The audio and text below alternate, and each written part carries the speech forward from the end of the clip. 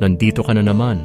Naghahanap ng lambing, ng lakas, ng tahimik kong balikat na lagi mong inuupuan, habang hinihilom ang mga sugat mo sa ilalim ng aking mga pakpak. Para kang ulan sa tag-araw, laging may bagyong dala kapag ako'y maaliwalas, at ang mundo mo'y muling bumibigat. Ngunit sa paglipas ng ulap, ikaw ay nawawala, parang wala nang naganap. Saan ba ako dapat lumingon kung ang bawat sigaw ko'y walang nakikinig? Saan ako dapat tumakbo kung wala naman ni isang kamay na nakahandang damayan ako? Pagod na ang puso ko, pagod nang maghintay ng sagot sa sariling mga tanong, habang ang bawat yakap ko sa iba'y may kapalit na lamig kapag ako na ang nangailangan ng init. Hindi ko naman hinihingi ang lahat ng oras, hindi ko kailanman inasahang bawat araw ay para sa akin. Ngunit sana kahit minsan may makiramay man lang, kahit sa katahimikan, kahit sa simpleng presensya na handang makinig.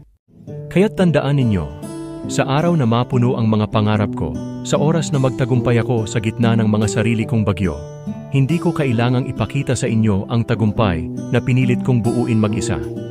Dahil ngayon, alam ko na ang pagpapahalaga ay hindi sa dami ng binibigyan, kundi sa kung sino ang tunay na may malasakit, ang tunay na nagmamahal kahit sa likod ng mga ngiti kong may bakas ng pagod at kirot. Mula ngayon, magtatakda ako ng hangganan. Hindi lahat ng tao ay kailangang pasanin. Hindi lahat ng sugat ay kailangan kong paghilumin. At hindi ako dapat magpatangay sa agos ng mga taong nandyan lang kapag ako'y kanilang kailangan.